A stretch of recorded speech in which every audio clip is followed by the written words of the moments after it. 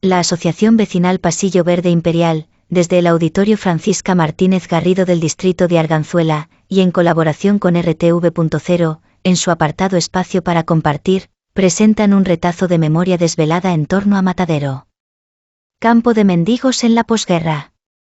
Presentan María Adoración Martínez Aranda, antropóloga y profesora en la Universidad de Salamanca. Amaya Hernández, artista visual y profesora de la Universidad de Nebrija. Bienvenidos, ya está aquí, oh, ya está aquí. Tiempo para compartir. Bienvenidos a Tiempo para Compartir.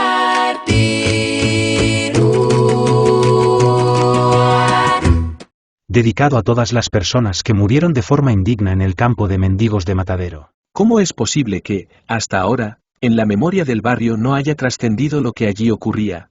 Si tienes alguna información sobre el campo de mendigos de Matadero, escribe a Adoración Martínez Aranda. Correo electrónico, adoracion.martinez@usal.es. Hola, buenas tardes. Bueno, cuánta gente. En nombre de la Asociación Vecinal Pasillo Verde Imperial quiero daros la bienvenida. La verdad que estoy muy emocionada de ver a tantísimas personas aquí hoy, un sábado por la tarde, frío y lluvioso. Así que muchísimas gracias por acompañarnos. Ahora, en nombre de la Asociación Vecinal Pasillo Verde Imperial, os doy la bienvenida. Antes de empezar, quería contar dos cositas. La primera es que, como veis, vamos a grabar esta jornada para luego difundirla en las redes sociales. Así que, bueno, también os pido que pongáis en silencio los teléfonos móviles para no interrumpir las ponencias. Y la segunda, como veis, hay un QR, porque al final de la jornada os vamos a pedir, por favor, que nos dejéis vuestros comentarios. Como pequeña asociación vecinal que somos, pues hemos pedido una subvención al ayuntamiento y ese feedback pues nos sería de gran ayuda. Muchas gracias. Y antes de que se me olvide, también quiero agradecer a la Junta Municipal de Arganzuela que nos haya cedido ese auditorio para poder celebrar esta jornada hoy aquí.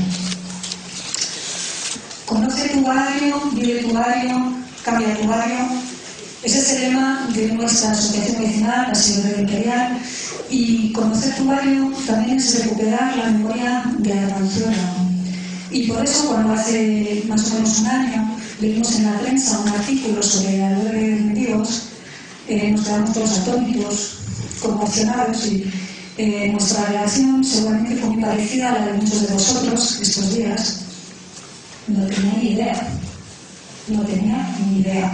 Y como no teníamos ni idea, contactamos con Dorina, quedamos con ella, estuvimos recorriendo el Matadero y nos estuvo contando.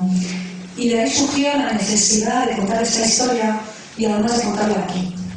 Aquí, en el antiguo Matadero y Mercado de Ganados de Madrid. Aquí donde sucedió aquel horror. Y era muy importante para nosotros que fuera aquí, y por eso también estamos muy contentos de poder estar aquí.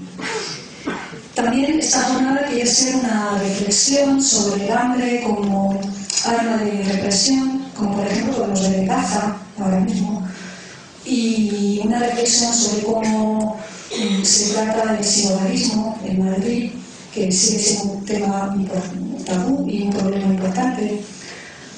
O también, ¿qué hacemos con los patrimonios incómodos? Porque el Matadero no deja de ser un lugar emblemático, un espacio de cultura, de libertades, y sin embargo tiene esta sombra.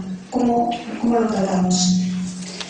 Hoy nos acompañan 3 personas, bueno, en realidad 4 o 5 que ya os presentaré, muy especiales y a las que quiero dar las gracias por estar aquí, y además que nos va a poner la piel de gallina de la vez. Dorina Martínez Aranda, antropóloga y profesora en la Universidad de Salamanca, se doctoró en Antropología Social y Cultural en la Autónoma de Madrid con una tesis sobre las políticas de control y existencias cotidianas en los suburbios madrileños durante el franquismo, ámbito donde ha trabajado extensamente, con especial atención a las experiencias de las vecinas de Vallecas, barrio que conoce muy bien. Para Paseo Verde Imperial es un enorme privilegio poder contar con la presencia de una investigadora de primer nivel como ella para presentarnos una investigación en curso en la que lleva años trabajando en torno al matadero como espacio de represión de la mendicidad. Pero ¿cómo conocer una arquitectura que ha desaparecido? A esto se ha dedicado Amaya Hernández Sigüenza, artista visual y profesora de la Facultad de Comunicación y Artes de la Universidad Antonio de Nebrija. Amaya se doctoró en Bellas Artes en la Universidad Complutense con una tesis en torno al uso de la luz en instalaciones artísticas para reconstruir arquitecturas desaparecidas con el objetivo de activar su memoria colectiva.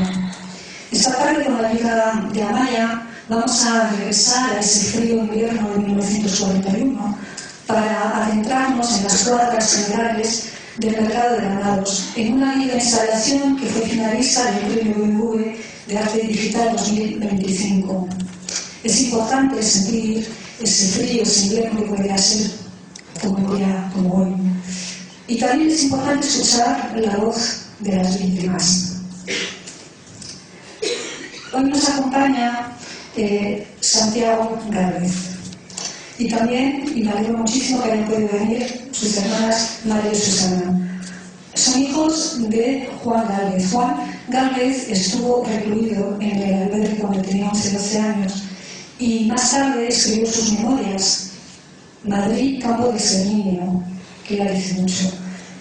Santiago nos va a leer fragmentos de las memorias de su padre. Y yo desde aquí quiero enviar un cariñoso abrazo a toda su familia, porque para ellos hoy es un día especialmente emotivo.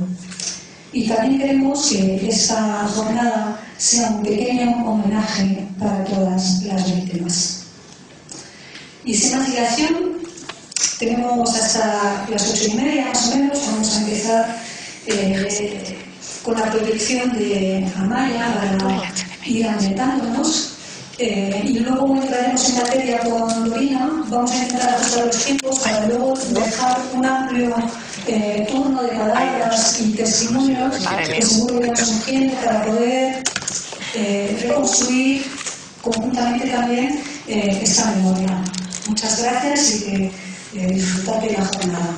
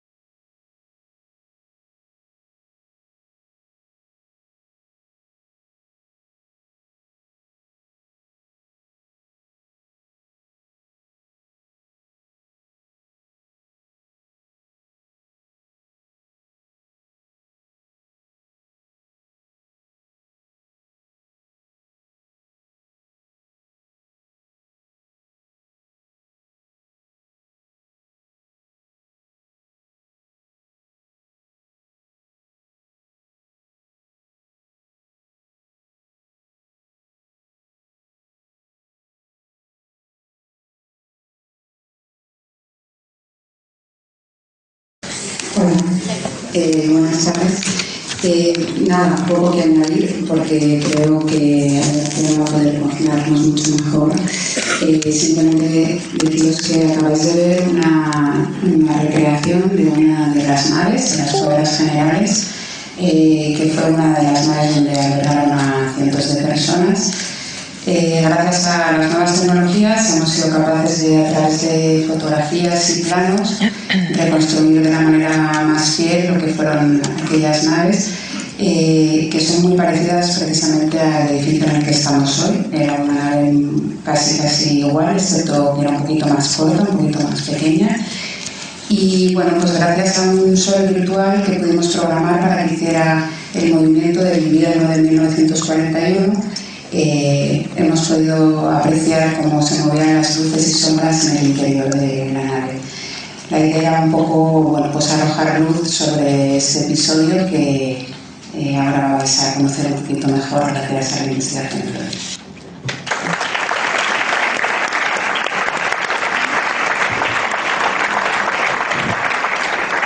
Gracias, Amaya. Gracias, Susana. La verdad es que yo también estoy muy emocionada, ¿no? y temblando. Estoy acostumbrada a hablar en espacios académicos, en la clase, etcétera, etcétera, pero para mí nada de lo que yo hago y nada de lo que yo investigo tiene sentido si no hay una proyección social, ¿no? Entonces, que hoy estemos aquí, que el aforo no solo se haya llenado, ¿no?, sino haya quedado gente sin poder entrar. Pues la verdad es que es muy emocionante, porque además lo vamos a celebrar en un espacio que es paralelo a esos espacios que ya no existen, ahora vamos a explicar, en los que estuvieron recluidos las personas consideradas mendigas, ¿no? Agradezco a la asociación la iniciativa de organizar esta jornada. Han puesto mucho empeño, mucho cariño, mucho tesón para que salga adelante, ¿no? La importancia de recuperar la memoria es imprescindible. Es imprescindible y en ello estamos y tenemos que seguir. Y qué decir de la presencia de Santiago, de Susana y de Mari, que son los hijos de Juan Gálvez, que sin duda alguna es el protagonista hoy de esta jornada, porque sus memorias son las únicas que tenemos constancia, han quedado escritas de lo que allí sucedía, vista desde los ojos de un niño que con 12 años entró a formar parte de ese conjunto de personas que fueron recluidas forzosamente en este espacio de Matadero.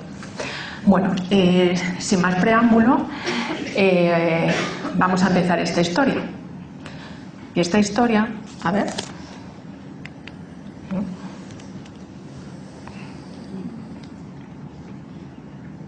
Esta historia, entonces no voy a poder utilizar, no sé si voy a poder utilizar esto, bueno, luego lo vemos. Esta historia empieza cuando acaba la Guerra Civil. El 1 de abril de 1939 es la fecha oficial en la que acaba la Guerra Civil. Las tropas sublevadas llevaban desde el 28 de marzo penetrando por las calles de Madrid. Tenían muchas ganas de reconquistar Madrid, ¿no? Madrid había sido, vamos a recordarlo porque es imprescindible, es símbolo del antifascismo a nivel internacional. Entonces, lógicamente, Madrid tenía una construcción simbólica para las fuerzas sublevadas. Uy, ¿qué ha pasado? Ah, vale, sí. Vale. ¿Qué ha pasado? ¿Qué ha pasado? Que lo hemos pensado así, ¿sí? ¿No? Dale. Ahora, vale, gracias, Justino. Madrid está destruida, especialmente algunas zonas, no todo Madrid. El bando sublevado bombardeó especialmente los suburbios madrileños y bueno, lo que fue frente de guerra como ciudad universitaria. No es casualidad, esas zonas eran donde vivía la población trabajadora que mayoritariamente había apoyado a la República, ¿no? Y que defendió Madrid hasta sus últimos momentos ante el avance de las tropas sublevadas, ¿no? Estas imágenes que recoge Thérèse Bonny, ella es una fotoperiodista que es invitada por el régimen en 1941 y que luego vamos a ver que tiene un papel muy importante para dejar constancia de la recogida de mendigos en las calles de Madrid. Recorre algunas de las zonas madrileñas y nos deja imágenes como esta, ¿no? Esta, por ejemplo, es Cuatro Caminos, pero podríamos encontrar imágenes muy parecidas en otras zonas suburbiales de la capital, ¿no? Los edificios de viviendas derruidos, ¿no? Y además, ¿no?, mucha hambre, mucha enfermedad, mucha miseria. En la documentación que hemos consultado en diferentes archivos hay constancia, ¿no?, de las necesidades que pasaba la población madrileña. Yo voy a hablar especialmente, por la cuestión, ¿no?, que nos ocupa hoy en Matadero, de los primeros 5 años del primer quinquenio, ¿no?, de los años 40 hasta el año 45 aproximadamente, donde los efectos de la posguerra fueron especialmente cruentos para amplias capas de la población, ¿no? Y además de ello, las enfermedades infectocontagiosas, ¿no? Igualmente, aunque esto no salía a la luz, pero en el interior del régimen lo reconocía, ¿no? Había periódicas epidemias, ¿no? De enfermedades infectocontagiosas que afectaban a la mujer, a la población.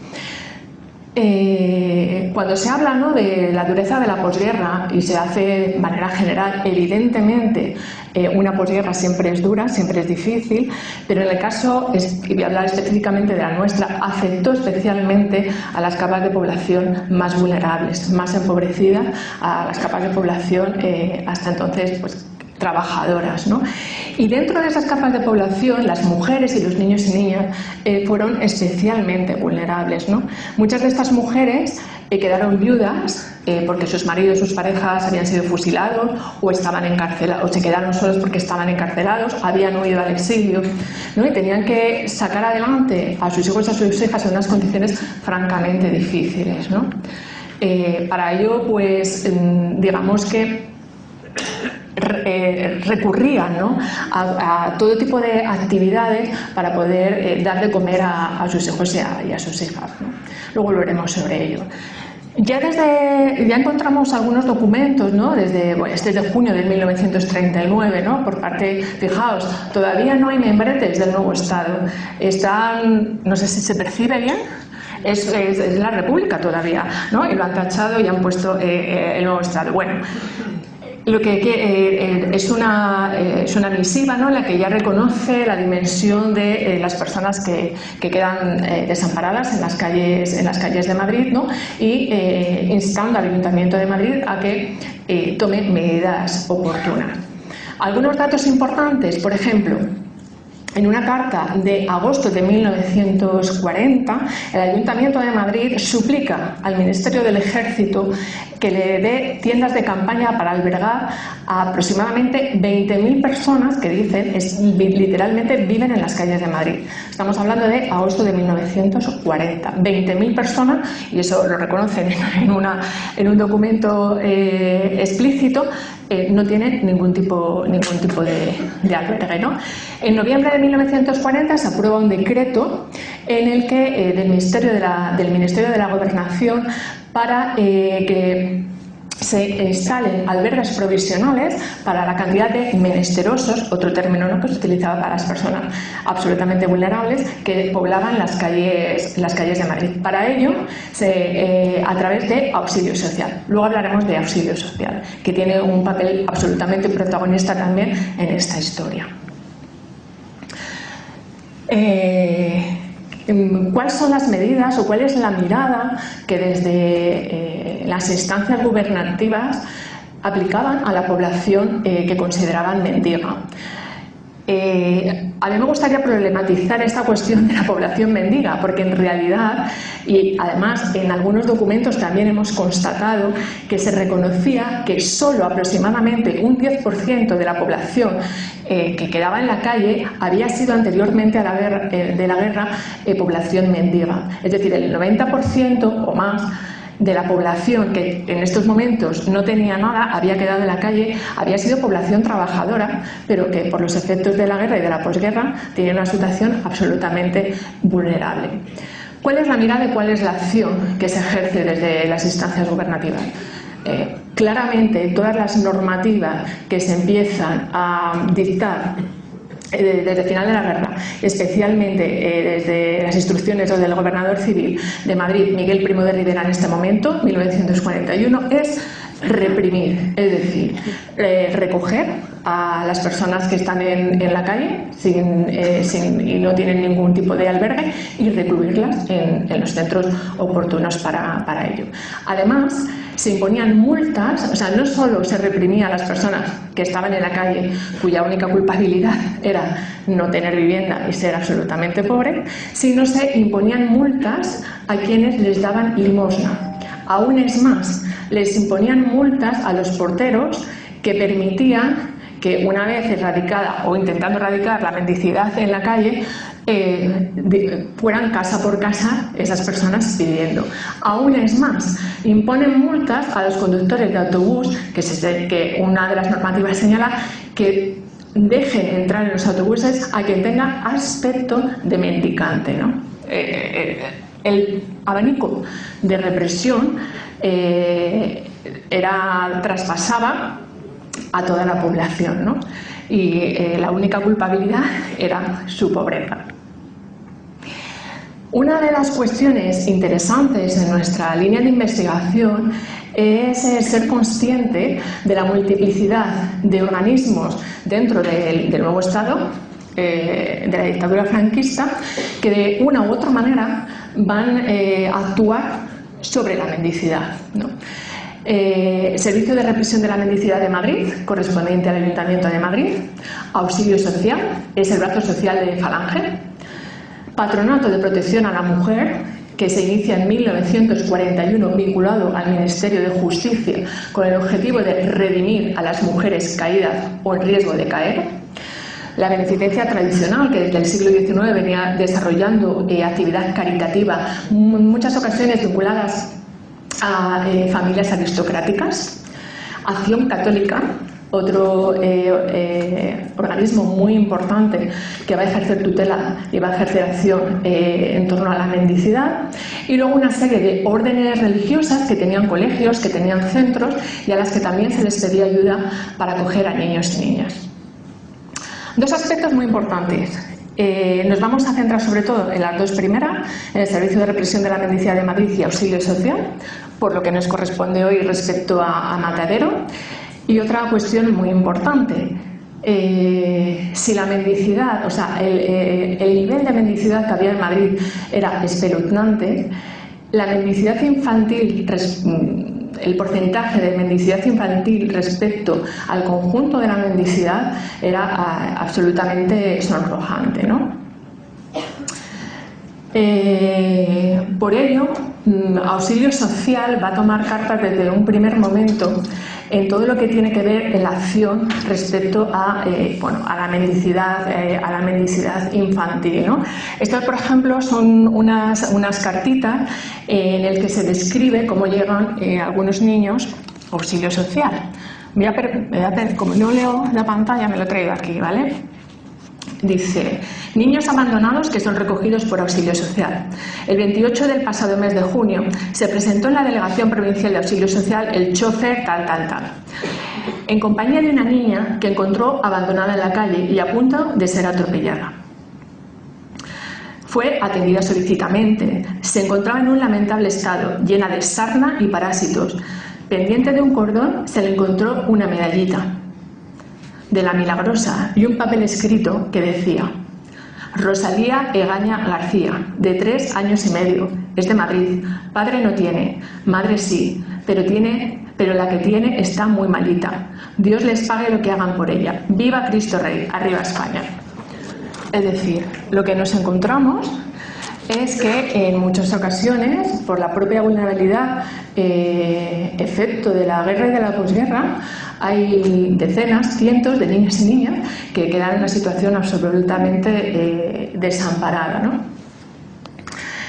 Y Auxilio Social se va a hacer cargo. ¿Por qué? En noviembre de 1940 hay otro decreto por parte del Ministerio de la Gobernación en el que encargan a Auxilio Social, bueno, valga la redundancia, que se encarguen de los niños de los niños vulnerables, de los niños abandonados, ¿no?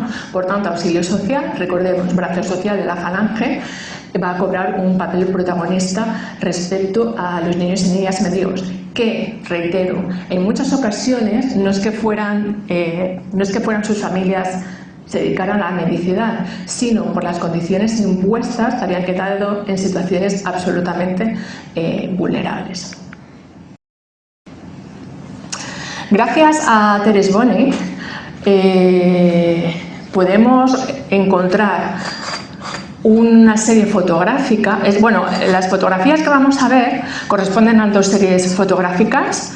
Una es la recogida de mendigos y otra es la historia de Marta.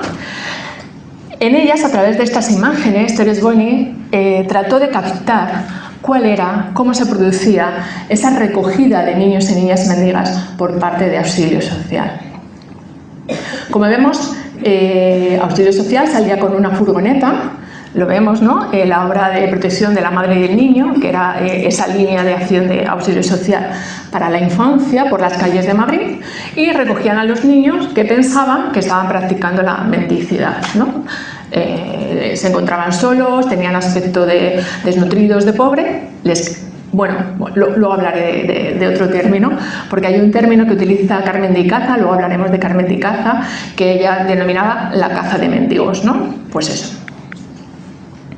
Estos niños son trasladados al primer hogar de clasificación que abre auxilio social en 1940, que se encuentra en la calle Cristóbal Bourdieu. Estaba en los recintos de un convento, en la calle Cristóbal Bourdieu. Allí los niños eran conducidos. Se les hacía una ficha, se les preguntaba sobre su familia, sobre su situación, etcétera, etcétera, etcétera. Se les rapaba, se les desvestía, se les duchaba y se les desparasitaba, se les daba ropa nueva, pasaban una revisión médica bajo determinados paradigmas y se incorporaban al hogar de clasificación, ¿no? El edificio que vemos, como digo, ¿no?, es el hogar de clasificación que estaba en Cristóbal Bourdieu, es el primero que abre auxilio social, pero veremos una réplica exacta en Matadero, que abre en julio de 1941. Bueno, como digo, ¿no?, gracias a Thérèse Bonnet conocemos a través de estas imágenes, ¿no?, el proceso respecto a la relación de auxilio social con los niños y las niñas mendigas. Decir que para auxilio social la propaganda, la prensa y la propaganda era fundamental. Ellos dejaron por escrito en diferentes noticias de prensa y, por ejemplo, en este reportaje fotográfico, ¿no?, la acción que hacían, ¿no?, que desarrollaban respecto para salvar a esos niños y niñas. Pensemos que para el régimen era objetivo prioritario salvar a cuantos más niños y niñas mejor, porque lógicamente después de la guerra, demográficamente, España había quedado muy débil, ¿no? Y para ellos recuperar a estos niños y a estas niñas era fundamental, por supuesto siempre bajo el paradigma de lo que luego sería un buen español o una buena española, ¿no? En los documentos claramente lo dicen, a estos niños hay que regenerarles, hay que reeducarles para que cumplan su deber como buen español y como buena española, ¿no? Es decir, que sí, claro que tienen interés, ¿no?, en que estos niños salgan adelante, pero bajo la condición de que se adapten, ¿no?, a su, digamos, a su impronta falangista, ¿no? A las madres también, a las madres gestantes tienen una línea muy clara también de cuidar a las madres gestantes. Para ellas eran un tesoro porque darían, ¿no?, a esos niños y esas niñas futuros españoles y españolas, ¿no? Vale. Como digo, otro de los organismos fundamentales y para nuestra historia es el Servicio de Represión de la Mendicidad, que era del Ayuntamiento de Madrid, ¿no? En la que ya igual, ¿no?, desde el principio, desde los primeros meses de la posguerra, hay documentación en la que inciden en la dimensión de la pobreza, de la mendicidad que hay en Madrid, ¿no?, y de la necesidad de articular medidas para afrontarla. Hay que señalar que a pesar de la propaganda que se hacía, estaban absolutamente desbordadas y nunca se pudo realmente dar una respuesta adecuada a las necesidades que había en esos momentos, ¿no? Algunas de las instituciones del Servicio de Represión de la Mendicidad, este albergue que además funcionó como sede del organismo de Santa María de la Cabeza, que hoy es el colegio público que está en la plaza del 2 de Mayo. Y que si tú pasas por el colegio, nadie sabe que aquello fue un albergue, donde en algunos documentos que hemos encontrado se señalaba, además de las pésimas condiciones en las que vivían las personas allí albergadas, especialmente luego fue un albergue para niños y niñas, y no me acuerdo exactamente de las cifras, pero si era un aforo para 250, llegaron a estar ingresados hasta 500 o 600 niños y niñas, ¿no?, con las condiciones penosas que en ellos había.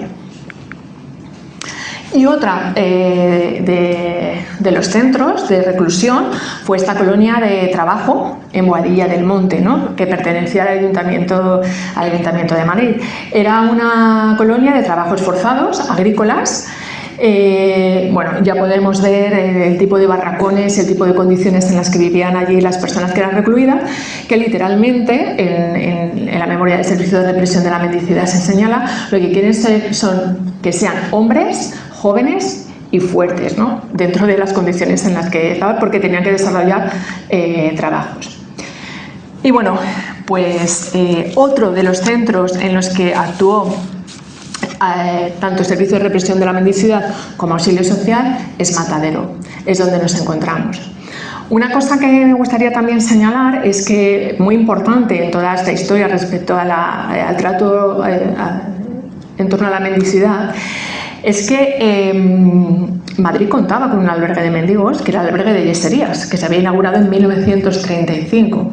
Lo que ocurre es que nada más terminar la guerra, la Dirección General de Prisiones lo incauta como prisión, ¿no? Y Yeserías ya va a ser prisión hasta su fin, ¿no? Hasta su desmantelamiento. Lo que quiero decir es que el ayuntamiento reclama insistentemente a Dirección General de Prisiones que le devuelva ese espacio, que era su espacio donde albergaba a las personas mendigas de Madrid tradicionalmente, pero no hay respuesta. Por tanto, también entendemos que tienen que buscar otros espacios, acondicionar medianamente otros espacios para acoger a la población mendiga.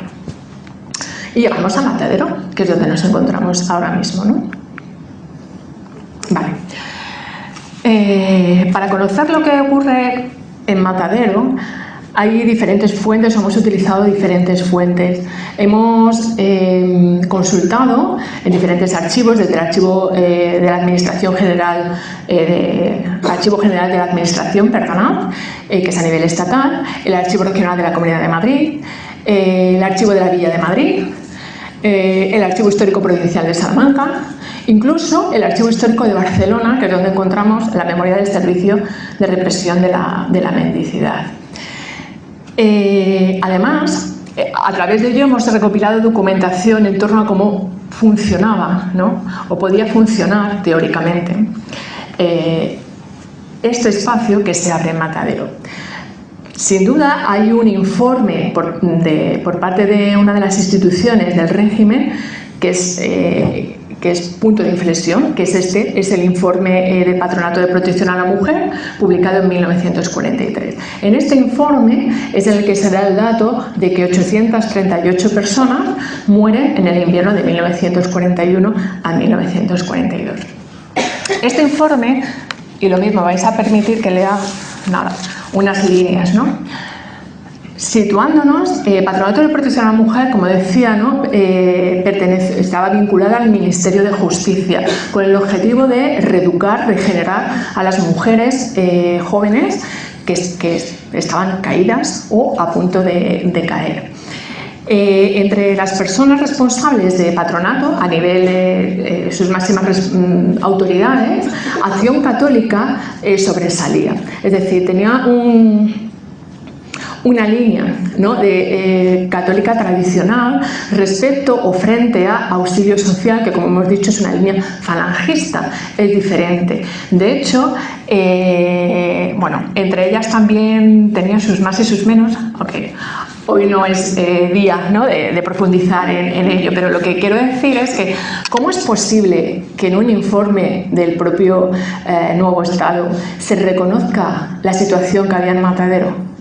Por una parte, esta memoria, hay que decirlo, era de uso interno, es decir, esta memoria no estaba pensada para que saliera a la luz, la hemos encontrado ahora, ¿no? En los archivos, pero era una memoria para que la consultaran los máximos responsables, ¿vale? Entonces no se esperaba que unos cuantos años después la pudiéramos leer y pudiéramos ver lo que estaba allí ocurriendo. Y por otra parte, porque como decimos, ¿no? Como hemos visto antes en el cuadro, hay diferentes organismos y de diferentes líneas también en las que se está abordando el problema de la mendicidad, y también hay diferentes miradas ay, ¿qué ha pasado? Nada, ¿no? Que le damos así y ya está, vale, gracias. Entonces, nada, unas líneas breves. Dentro de la memoria del año 43 hay un epígrafe específico sobre el parque de mendigos de Mataderos. Con deliberada intención hemos dejado aparte, al tratar de los internamientos, los realizados con mujeres procedentes del llamado Parque de Mendigos de los Mataderos de Madrid. El problema del Parque de Mendigos ofrecía caracteres de una gravedad extraordinaria. La vida que llevaban allí los infelices acogidos y las escenas desarrolladas en el recinto de los mataderos difícilmente pueden describirse, ni aun empleando las más sombrías expresiones. Muchas de las cosas allí ocurridas se resisten definitivamente a ser registradas por la pluma. Bueno, esta es la introducción que se hace al informe. La descripción es escalofriante, las condiciones penosas. Hablan, ¿no?, de que hay cerca de 1.500 hombres, 1.700 hombres, 1.500 mujeres recluidas allí en repugnante mezcolanza. Para ellos, ¿no?, la cuestión de la moralidad era muy importante, entonces que estuvieran hombres y mujeres juntos era algo llamativo, por negativo. Y luego hace un capítulo especial para los niños y las niñas que viven allí. Lo vamos a dejar un poquito más adelante porque Juan Gálvez lo describe también en toda su crudeza. Entonces, como digo, por una parte, todo este material es lo que nos sirve para contextualizar y para entender qué es lo que pasa aquí. Y por otra parte, y me parece especialmente también interesante, está la figura de Carmen de Icaza. Carmen de Icaza, a lo mejor algunos de vosotros la reconocéis porque fue una escritora, una novelista de máxima difusión y de máximo prestigio durante la posguerra. Ella escribe Cristina Guzmán, profesora de idiomas, que fue un bestseller durante los años 40-50 en España, y escribe otras novelas que tienen una difusión muy importante. Pero Carmen de Icaza, además de esto, era secretaria nacional de Auxilio Social y jefa de prensa y propaganda de Auxilio Social. Su papel en esta organización fue fundamental. Su proyección como propaganda de lo que hacía Auxilio Social nos deja algunos documentos, ¿no?, como este de la izquierda, que se llama Estampas. Podemos encontrar muchos otros en los archivos que hemos consultado, en los que, bajo una retórica falangista, describe toda la acción social que está haciendo Auxilio Social por la población más necesitada. Pero, y en el caso que nos ocupa, una obra fundamental es La casa de enfrente. En ella describe literalmente cómo Auxilio Social actúa con esos niños y niñas que define como mendigos, ¿no? Además, en la casa de enfrente lo nombra como la caza de mendigos, y es muy interesante también porque la casa de enfrente, de manera también retórica, señala cómo ella era la jefa del campo de mendigos, ¿vale? Entonces, es otra fuente fundamental. Y llegamos a la fuente que a mí me parece que tiene un valor incalculable, que es el testimonio de Juan Gálvez. Juan Gálvez es un niño que ingresa en Matadero con 12 años. Su experiencia allí le marcó tantísimo que muchos años después escribe este libro, que es Madrid, campo de exterminio. Y hace ese dibujo. Él dice en su libro que esa imagen se le queda grabada a fuego, y cuando muchas décadas después es capaz, lo pinta, ¿no?, para describir lo que allí ocurría. Juan nace es de una familia, ¿no?, de un pueblecito de Madrid, y su historia podía ser compartida con muchos niños y niñas de esa época, ¿no? Sus padres son encarcelados y los hermanos sobreviven en casas de familiares, se van al pueblo, pero Juan, él señala cómo en su pueblo, ¿no?, son señalados, son humillados, ¿no?, reciben un trato vejatorio, y él decide, porque había vivido antes de la guerra, había vivido unos meses con unos familiares aquí, él decide ir a Madrid. Uno, para intentar salir, ¿no?, de ese entorno en el que él es maltratado, y dos, porque su padre y su madre estaban encarcelados aquí, su madre en Ventas y su padre en San Antón. Entonces, claro, la historia de Juan, ¿no? Es la historia, como digo, de muchos niños y niñas. No eran niños mendigos, simplemente eran familias que estaban sufriendo una feroz represión y debido, ¿no?, a la situación de los padres, los niños quedaban en una situación absolutamente vulnerable, ¿no? Como digo, Juan llega con 12 años y en este libro él describe lo que allí ve y lo que allí vive. De aquí, del Matadero, pasa a otros hogares de auxilio social, hasta 1945, en el que la familia vuelve a reunirse en el pueblo, porque su madre y un poquito más tarde su padre son liberados de la cárcel. Bueno, mejor que nadie, su propio hijo Santiago nos va a leer algunos fragmentos de este libro, que, como digo, es un testimonio de valor incalculable, porque es el único hasta ahora que conocemos, ¿no?, testimonio escrito de alguien que pasó por Matadero, ¿no?, y además de un niño. En ese momento tenía 12 años.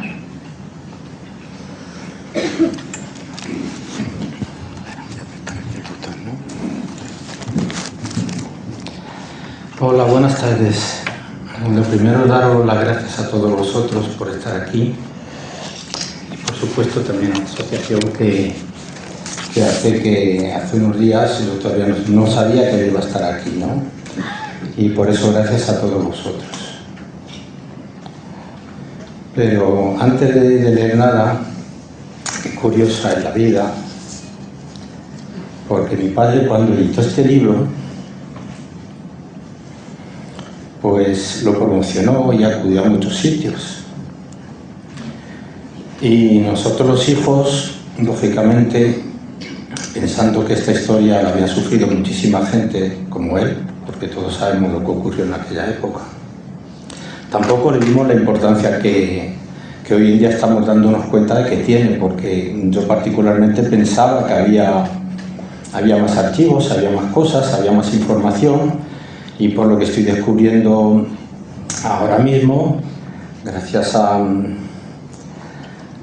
Adoración, y pues veo que no, que tiene su importancia, cosa que nosotros todos desconocíamos y agradecemos mucho.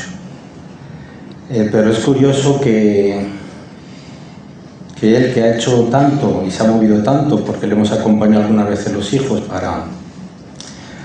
para que se supiera de esta historia, pues él llegó a morir en el 2017, murió y bueno, todo lo que tenía hecho quedó, pero murió a gusto.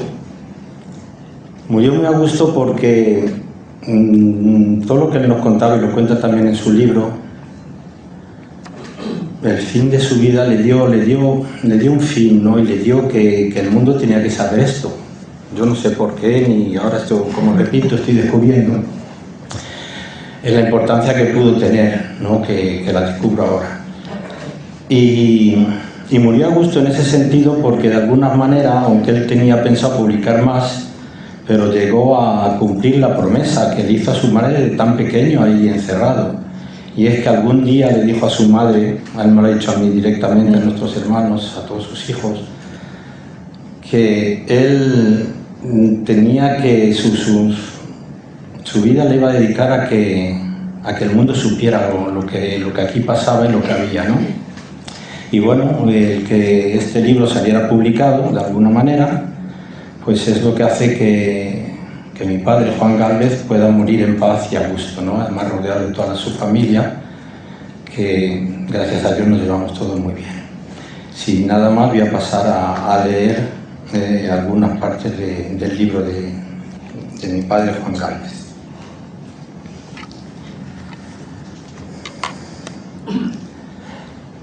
Anduve por la misma calle hasta llegar a Santa María de la Cabeza. Crucé a la acera izquierda para llegar al puente del río Manzanares. Terminé en el paseo de la Chopera junto a la pared del matadero municipal que hace esquina con el puente. Mediaba mayo. A 6 o 7 metros de mí paró un furgón cerrado del ayuntamiento. Abrieron la puerta trasera y empezaron a bajar hombres, mujeres y niños. Unos policías los hacían entrar por una puerta peatonal de la tapia donde yo estaba recostado. Me picó la curiosidad y me aproximé a curiosear qué había allí dentro. No sé si alguien me empujó al arrimarme tanto que me confundieron con alguno de los que traían en el furgón. El caso es que me encontré en la fila y no hice nada para volver atrás. Todavía hoy no sé si entrando allí acerté o fue lo peor que pudo pasarme. Aquello estaba lleno de gente, muchos hombres de todas las edades, muchas mujeres, pero lo más abundante eran niños y niñas, más grandes y más pequeños que yo.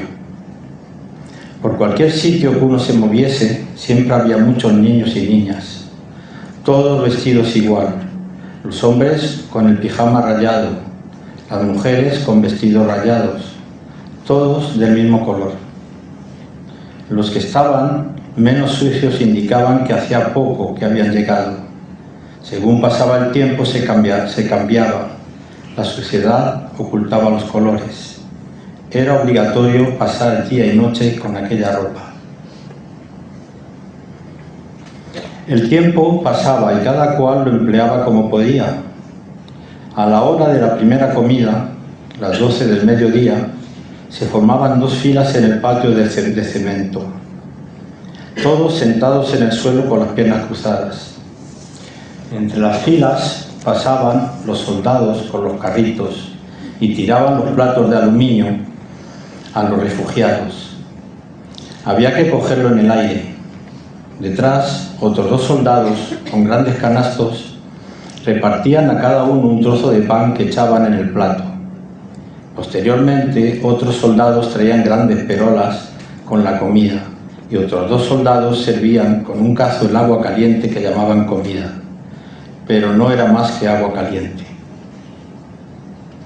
Pasaba mucha hambre, los días interminables, el calor del verano, todos como los días interminables, el calor del verano, todos somos como sonámbulos, teníamos la misma forma de andar.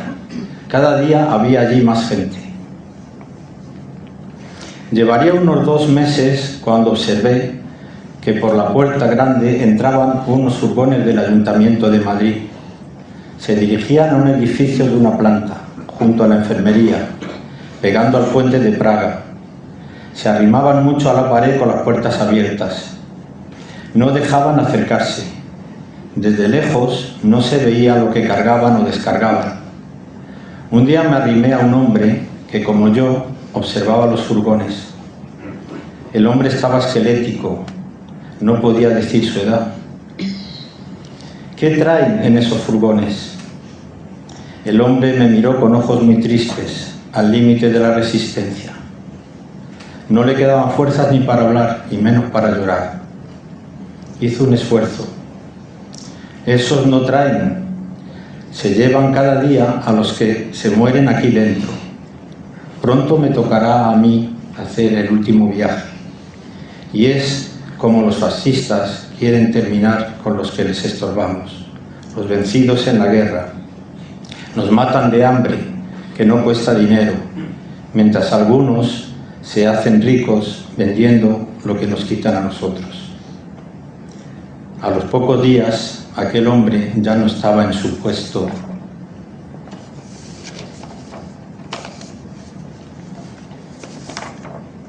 Él ya no estaba en su puesto de observación.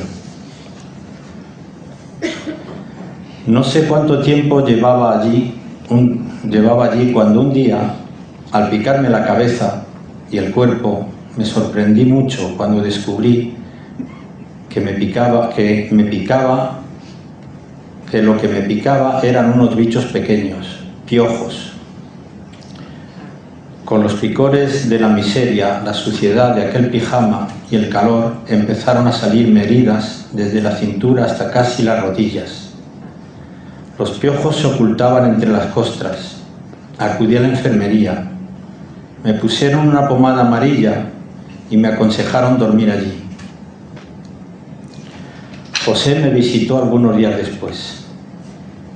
¿Es que no te das cuenta de que la gente que muere aquí cada día? Me increpó.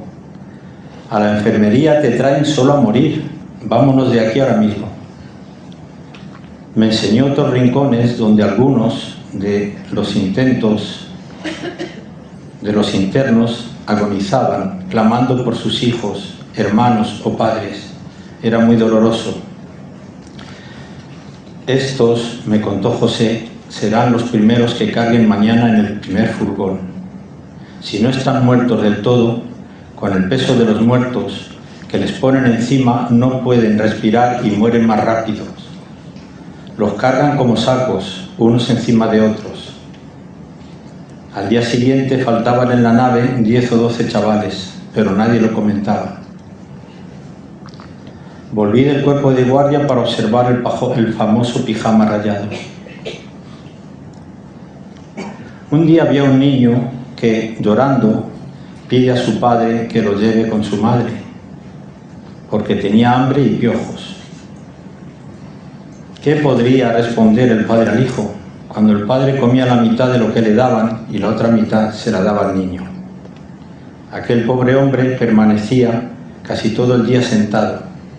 No podía tenerse en pie, estaba esquelético. En sus mismas condiciones había muchísimos hombres, mujeres, niñas y niños. Me pasaba mucho tiempo llorando. Cada día me costaba andar más. Además, aquel sitio maldito me empezó a dar miedo.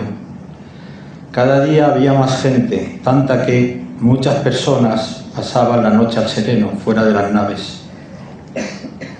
Vimos a una niña de muy corta edad. Seguramente no tendría más de 5 años. Lloraba porque su madre estaba muerta y no sabía qué hacer. La acercamos al dormitorio de las mujeres, donde una joven nos dijo que ella se ocuparía de la niña. Unos obreros hicieron un hueco en la pared. El mismo día pusieron una puerta grande que comunicaba con la nave, que desinfectaron y arreglaron para alojar a niños y a niñas que voluntariamente quisieran ir a la escuela. Aparecieron varias señoritas vestidas de blanco. Una de ellas, con cuaderno y lápiz, apuntaba a nombres y apellidos de los que nos interesábamos por salir de aquel campo de mendicidad, que en realidad era de exterminio.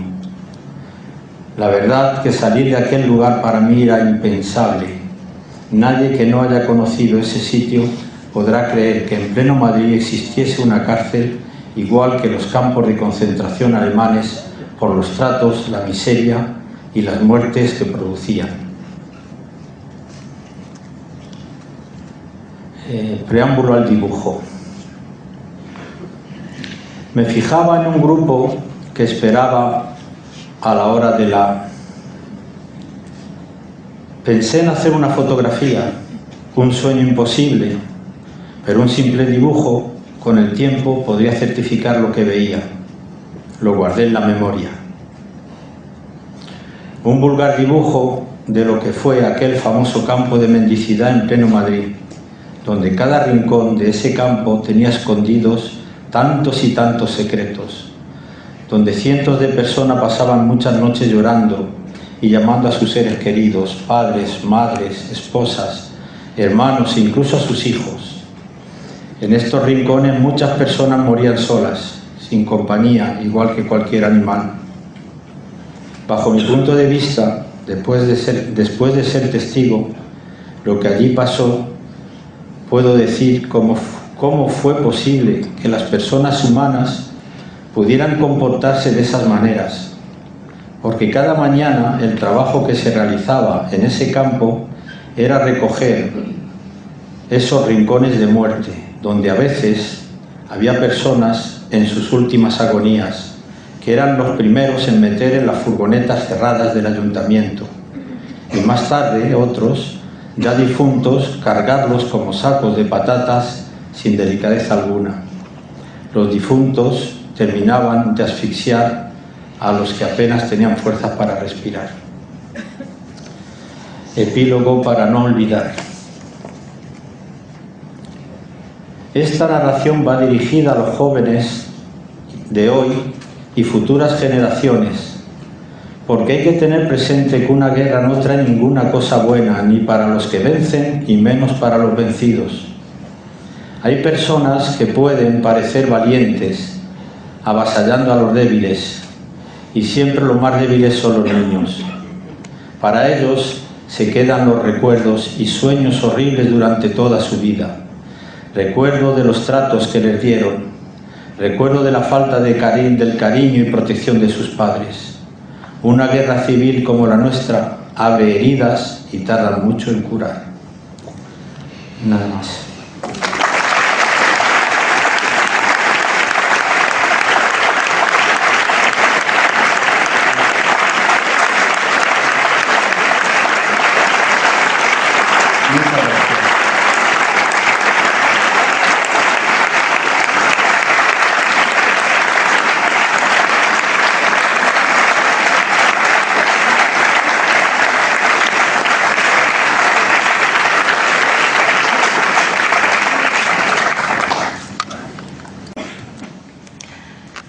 El testimonio de Juan Gálvez, un verdadero tesoro, que además articulamos totalmente con con la documentación y con los otros libros que he comentado, nos sirven para intentar reconstruir, ¿no?, esos espacios que él describe en sus memorias. Decir, ¿no?, que el campo de mendigos de Matadero fue un centro de clasificación y de reclusión. Aquí quienes llegaban lo hacían de manera forzosa, ¿no? Y además estaban en un limbo legal, no se les acusaba de nada, ¿no? Simplemente era por su pobreza, ¿no?, o por su sospecha de miseria o de vulnerabilidad, ¿no?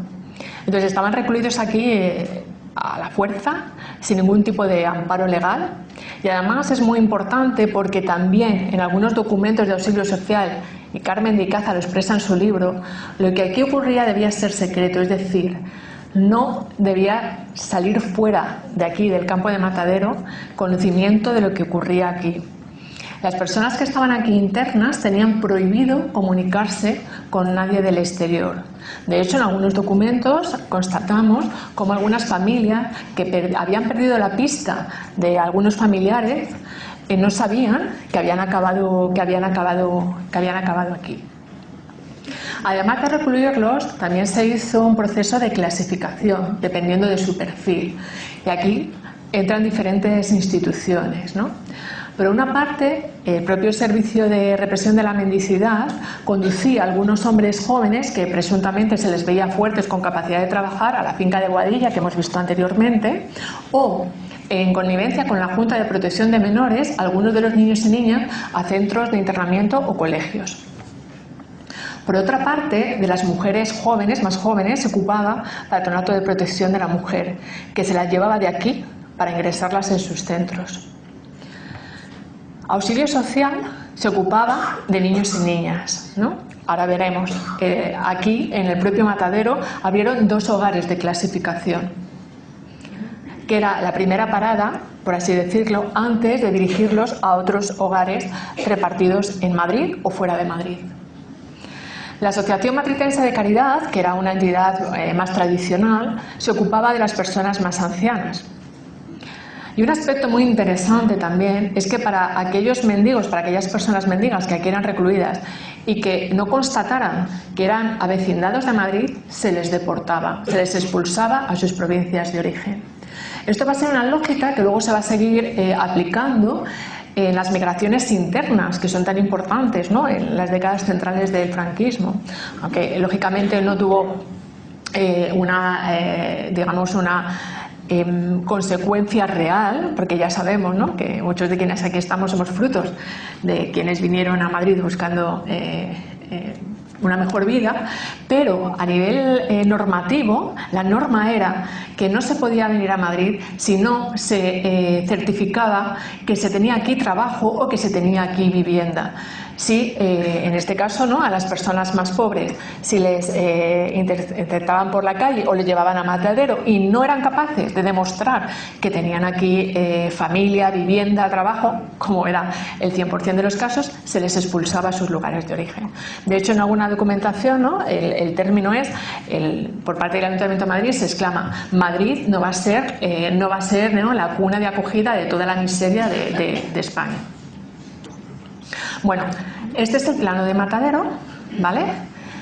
Y las naves de las que habla Juan serían lo que era el antiguo mercado de ganados, ¿no?, que no está en pie ya. Materialmente no podemos encontrar en la actualidad esos lugares de represión y de sufrimiento, ¿no?, que nos narra Juan o de las que hablan los otros documentos, ¿no? Y se ve bien, aproximadamente. Vale, voy a poner de pie, voy a intentar un poco...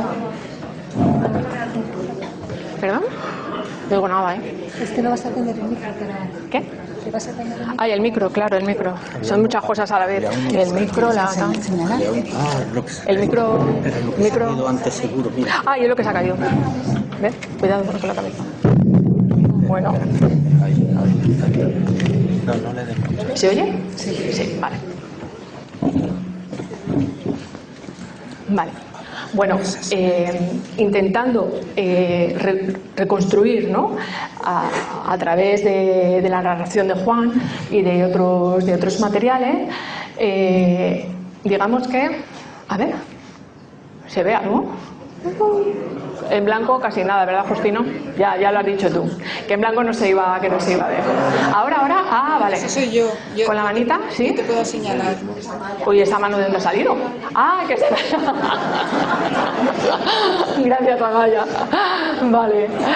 Vale. Yo te señalo donde quieras. Bueno, lo que yo no veo son los números, la verdad. Vale. Bueno, es importante decir que estos espacios estaban separados por una tapia.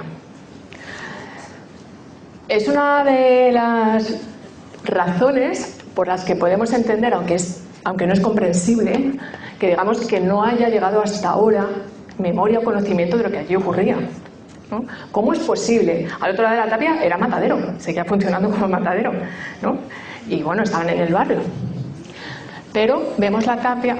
Amaya, sí. Me da manita la tapia. Ahí, vale, gracias. ¿No? La tapia que construyeron para separar lo que era matadero de lo que es el mercado de ganados, que es lo acondicionaron con las naves que vamos a ver ahora, ¿no?, como albergues, ¿no? La pista de pruebas, que es el número 2, ahora lo vamos a ver en algunas fotografías recogidas del Archivo General de la Administración, fue pues un patio al aire libre donde pasaban, como decía Juan, penosamente en los días, ¿no?, en verano con mucho calor. En un determinado momento de sus memorias, él habla como en los días de más calor de verano literalmente caían a plomo. Morían a plomo en el patio algunas personas, y en invierno, un día como hoy, nos podemos imaginar lo que es pasar el día en el patio, ¿no? La memoria del Patronato de la Mujer dice que eran tan terribles las condiciones dentro de las naves que muchas personas preferían estar en el patio a pesar de las condiciones que había en el patio, ¿no? El 3, ¿vale? Esas son las naves, algunas de las naves que se acomodan, y ahora vamos a hablar de ello, que se acomodan para albergar a las personas mendigas. El abrevadero va a ser que es el 4, ¿no? Ahora lo vemos también en las fotografías, ¿no? Es un lugar de recogida de agua.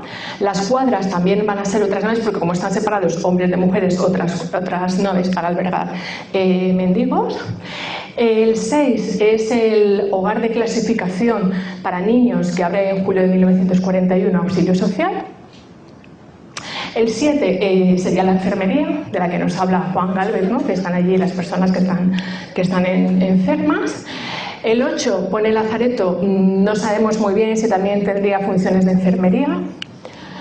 El 9 es otro patio, el otro patio del que habla, ¿no? Había como dos zonas al aire libre, la zona de pistas y ese patio. El 10, la portería, ¿no? Que es la entrada, ahí por una parte es la entrada peatonal, por donde entran las personas, y por la otra entrada los furgones, de los que nos habla Juan. Y perdona el 11, que no leo nada. Aquí. Cantina. Ajá. La cantina. Sí, la cantina, ¿no? Que no sabemos exactamente qué funciones podría tener, si había algún tipo de garita, ¿no? De algún funcionario, ¿no? de algún guarda que estuviera allí, ¿no? Entonces, bueno, esta es la reconstrucción que hemos realizado, ¿no? Pues eso, a partir del relato de Juan Galvez y de otros materiales que hemos ido recogiendo, que también ahora vamos a ver. Bueno, estas fotografías, que son del fondo de Santo Lluvero, muestran las obras de acondicionamiento de las naves. Están fechadas en febrero de 1941, porque en marzo es cuando se inauguran, ¿no? Tenemos por noticias de prensa del ABC que es en marzo de 1941 cuando se abren estas naves. En 20 días se habilitan estas naves tan grandes de ganado para acoger personas. Podemos entender que si en 20 días habilitan naves tan amplias de ganado a personas, las condiciones y los materiales con los que se habilitó. Solo los propios 20 días nos dan una referencia a lo que... Espérate, que es al revés. ¿Vale? Vale. También hemos sacado algunas ortofotos, que es visión panorámica, para intentar también comprobar todas estas cuestiones que nos narra Juan y que hemos visto en la documentación, ¿vale? Ese es el abrevadero que señalaba, ahora vamos a ver en algunas fotos, ¿no? Y las naves. Ahí. Perdonad. Vale. Esta foto, que es muy elocuente, ¿no? Porque es esa recogida, estos niños y niñas los han recogido ya de la calle y los amontonan en uno de los patios de Matadero, ¿no? Que es enfrente de este edificio, que ya no está. Por eso, claro, al principio de nuestra investigación, ¿no? Cuando llegábamos a Matadero e intentábamos identificar los edificios, nos volvíamos locos porque no coincidían las fotos y los materiales con lo que veíamos, hasta que, claro, hemos comprobado que es que no están, ¿no? Es que fueron derribados, entonces es imposible ahora poder verlos, ¿no? ¿Os acordáis que Juan decía, ¿no? Que cada día había más personas en Matadero, que sobre todo había niños y niñas, ¿no? Lo hemos comentado al principio, la dimensión de la mendicidad infantil en Madrid era escalofriante, ¿no? Y bueno, ahí tenemos con los guardas y con el personal de auxilio social, que son el que lleva los mantiles blancos, ¿no? Vale. Este es el lugar de clasificación para niños que inauguran en julio de 1941, ¿vale? En la ortofoto de 1954, porque no todos los años hay ortofotos, pasan de 1941 a 1950, que apenas se ve bien, a 1954, pero se ve perfectamente, ¿no? Este edificio, que en 1954 todavía está de pie, ¿vale? Y es el edificio que inaugura, vemos a Carmen Icaza con otras autoridades de Falange, que lo inaugura en julio de 1941, ¿no? Y es el lugar de clasificación específicamente para niños y niñas. Con el símbolo de Falange, ¿lo veis? ¿No? En el lateral, perfectamente identificado. Vale. Esta es otra foto, es una foto de Archivo General de la Administración, Hogar Infantil. Ahí, bueno, como vemos, claro, originalmente esto es en marzo, hemos dicho, en marzo de 1941, cuando se habilitan las naves en general, ¿no? Y esto ya es en julio de 1941, unos meses más tarde, cuando se abre el centro de clasificación y se ha construido ahí un muro, ¿no? Por eso en la primera foto no aparece este muro. Se construye un muro para intentar separar, con el objetivo, ¿no? Personas adultas, personas para niños y niñas. ¡Ay, Dios mío! Vale. En esta otra foto, ¿no? Ese grupo de niños y niñas que ya han pasado por las duchas, están envueltos en una toalla, vemos perfectamente, es perfectamente identificable, ¿no? La tapia de Matadero. el abrevadero, que es esa zona que hemos visto en el mapa con los numeritos, ¿no? Es el abrevadero, perdonad, el abrevadero, no, es la prueba de pistas de ganado, ¿vale? Es la prueba de pistas de ganado que hemos visto, ¿no? Y esos niños vienen de allí, ingresan en el hogar infantil, ¿no? Las luchas estaban fuera, ¿vale? Como digo, para auxilio social, y especialmente Carmen de Icaza, ¿no? Que era la máxima responsable, jefa de prensa y propaganda, la cuestión de las imágenes, la de la retórica, era fundamental. Y por eso nos ha dejado, ¿no? En los archivos en diferentes archivos, algunas fotografías del paso, ¿no? De estos niños y de estas niñas. Lo hemos escuchado descrito por Juan Galvez, pero ahora lo vamos a ver en imágenes, ¿no? A través de las imágenes que recoge auxilio social, ¿no? Los niños abandonados y huérfanos, ya hemos dicho que en muchas ocasiones ni eran huérfanos ni estaban abandonados, son recogidos en la calle, pasan a hogares especialmente creados para ellos, denominados de clasificación, ¿no? Tras despiojarlos, desinfectarlos, se trasladarán a otras instituciones. En el hogar de clasificación pasaban unos días hasta que estaban en buenas condiciones físicas, en las condiciones físicas que consideraban mínimas, para pasarlos a otros hogares de clasificación. Estas son algunas de las fotos que hay en el Archivo General de la Administración, ¿no? Dentro del Fondo de Auxilio Social. Se ve claramente las condiciones de desnutrición, ¿no? que señalaba Juan, ¿no? Y las terribles condiciones en las que vivían, ¿no? El pijama de rayas. El pijama de rayas lo llevan esos niños y lo llevan también a la izquierda esas niñas, ¿no? Estas son otras fotografías, ¿no? Que nos muestran este niño de la derecha. Esta niña todavía, como vemos, todavía no la han rapado. El paso era raparte, ducharte, desinfectarte, quitarte toda tu ropa y ponerte el pijama de rayas, ¿no? Esa niña todavía no ha pasado los primeros pasos, y el segundo niño ya llevaría allí algún tiempo, porque además le han dejado que le crezca el pelo, ¿no? Bueno, las terribles condiciones, es interesante, ¿no? Que desde Auxilio Social quisieran como documentar esto, porque de alguna manera mostraba o quería mostrar cómo esos niños luego eran regenerados, ¿no? Eran, digamos, gracias a la acción de Auxilio Social salían adelante, ¿no? Por eso llegan hasta nosotros, ¿no? Estas imágenes que realmente nos recuerdan, ¿no? Bastante a otras imágenes que hemos visto en el contexto alemán, ¿no? Como decía Juan Galvez, es increíble, o sea, quien no haya pasado por aquí no se puede imaginar la dimensión que esto llegó a tener, ¿no? Claro, cuando él ve las imágenes, ¿no? De los campos de concentración, ¿no? Y demás, es cuando él identifica lo que nos ocurre aquí. Tiene mucho paralelismo, ¿no?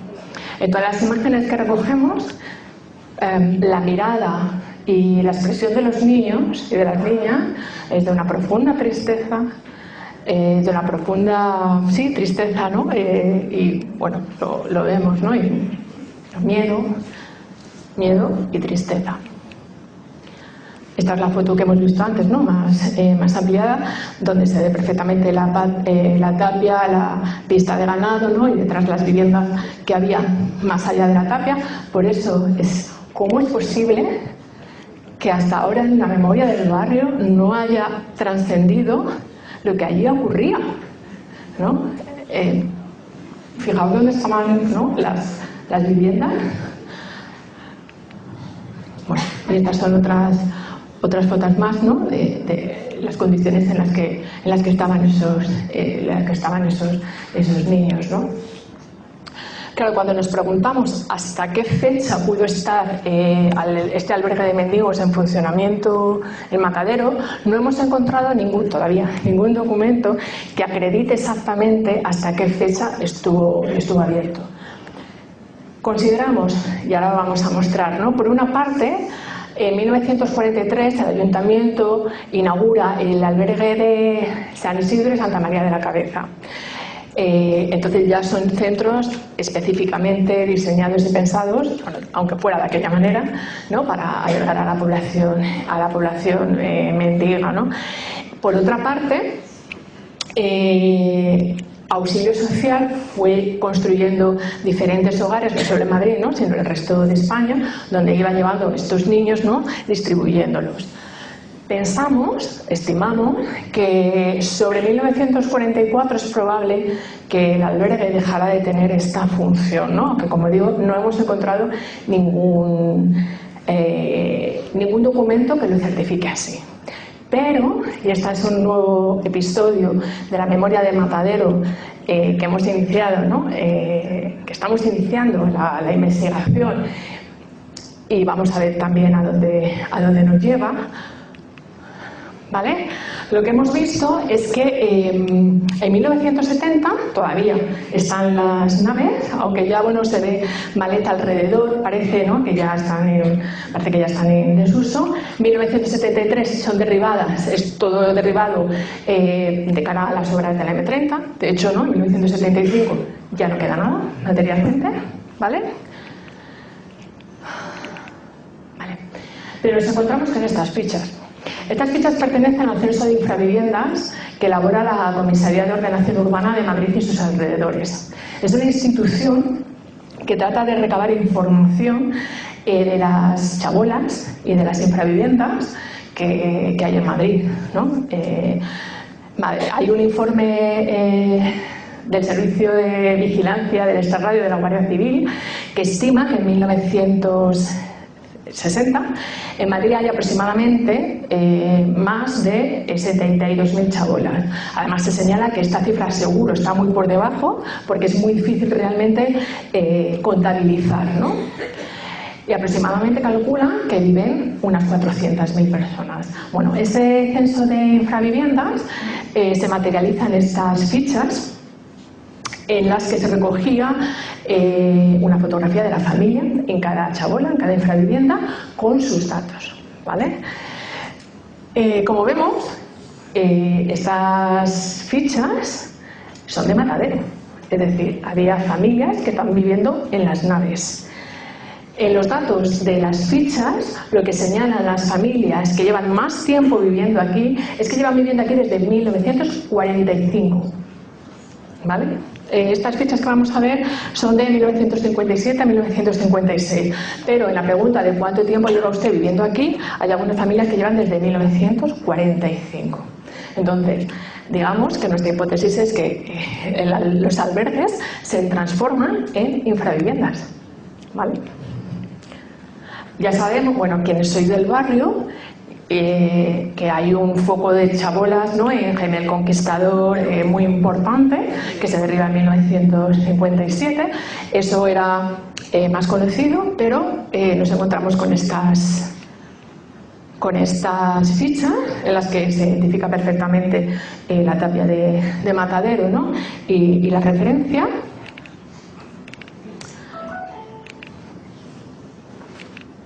¿Vale? Y aquí claramente podemos identificar lo que es el hogar de clasificación.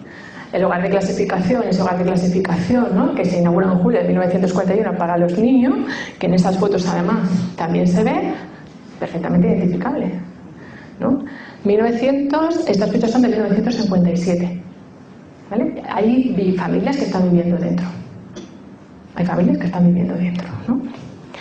Entonces, bueno, esta es un poco el recorrido, ¿no? Hasta aquí, de momento, hemos llegado. Hay constancia realmente, ¿no? De que aquí había familias viviendo en 1957, es decir, que esas naves, esos albergues, luego tuvieron otro uso, pero igual, ¿no? Vinculado a familias con perfiles muy humildes, ¿no? Las fichas en los datos son personas muy humildes, con un sueldo muy pequeñito y en trabajos muy modestos, ¿no? Entonces, de alguna manera, en Matadero, esta parte de Matadero es un espacio, o ha sido un espacio, en el que han sido alojados, de una o de otra manera, ¿no? Población represaliada, vulnerable, castigada, ¿no? Y estigmatizada. La cuestión es, y es una dimensión que creo, ¿no?, que es importante que reflexionemos y especialmente, ¿no?, para quienes vivís en el barrio, es hasta qué punto lo que ocurría aquí ha pasado, no sé si de puntillas, desapercibido, o dónde están estas memorias, estos testimonios, porque estamos hablando de 1940 o 41 a 1957, por lo menos, ¿no? Por lo menos, ¿no? ¿Qué ocurre para que esto haya quedado oculto, ¿no? Sabemos que el año pasado se celebraron los 100 años de Matadero. Creo que no se hizo ninguna referencia explícita a nada de esto. Bueno, con eso yo creo que es un dato que nos muestra, ¿no?, las complejidades o la problematización que tenemos con la memoria y la necesidad absoluta, imprescindible, de seguir trabajando en torno a ella, ¿no?, y de recuperar los testimonios y las memorias de tantas y tantas personas que en espacios, en Matadero, han desarrollado su vida, han sufrido experiencias muy, muy dolorosas, ¿no? Supongo que también algunas felices, ¿por qué no?, pero muy, muy dolorosas, ¿no? Entonces, esto es un punto y seguido, ¿no? Nos gustaría que fuera un punto y seguido para seguir trabajando y para seguir recuperando. Para finalizar, y en torno a la cuestión, ¿no?, de la problemática del trauma de la memoria, a mí me gustaría compartir un relato que me transmitió Elisa, de una amiga suya, de Teresina, ¿no?, que creo que es muy elocuente de todo esto, ¿no?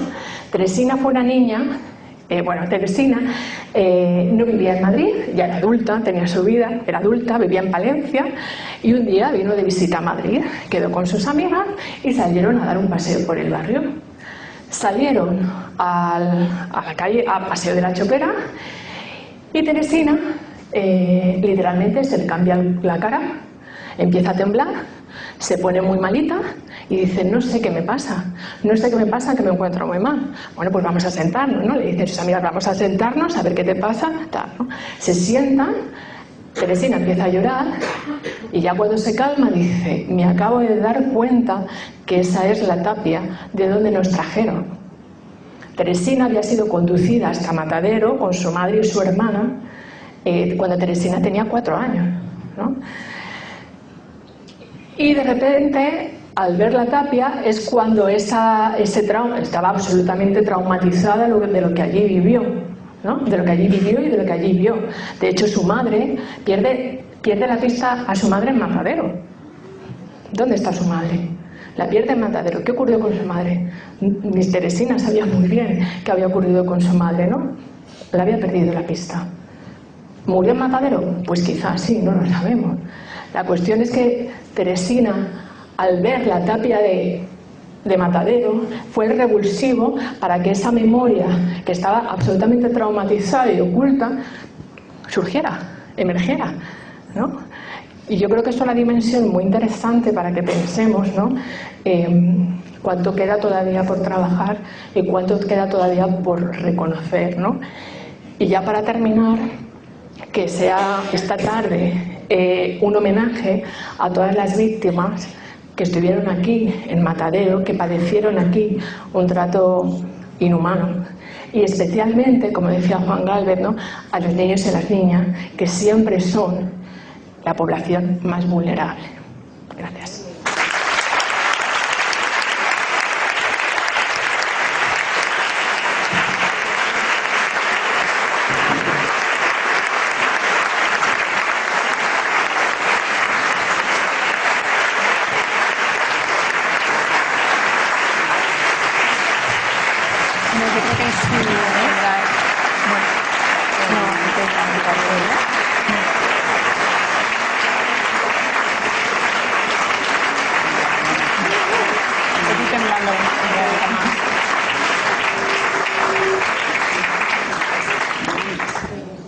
Fuentes principales de los testimonios, documentos, vídeos e imágenes expuestos durante la jornada. Para cualquier duda o comentario relacionado con los derechos sobre estos materiales, por favor, contáctenos en info@pasilloverde.org. Videoinstalación, vídeo 3D. La desmemoria de Matadero, Madrid. Cuadras generales.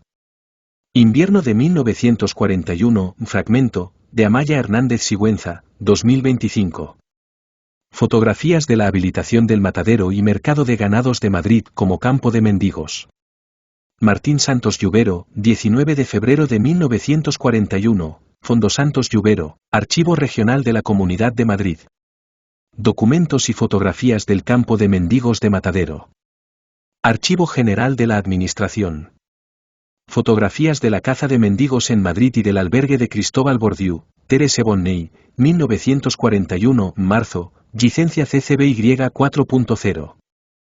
The Bancroft Library, UC Berkeley. Los pasajes de Madrid. Campo de exterminio. Leídos por Santiago Gálvez aparecen en el libro de memorias de su padre, Juan Gálvez Espinosa, publicado por la editorial Talvez, Madrid, 2009.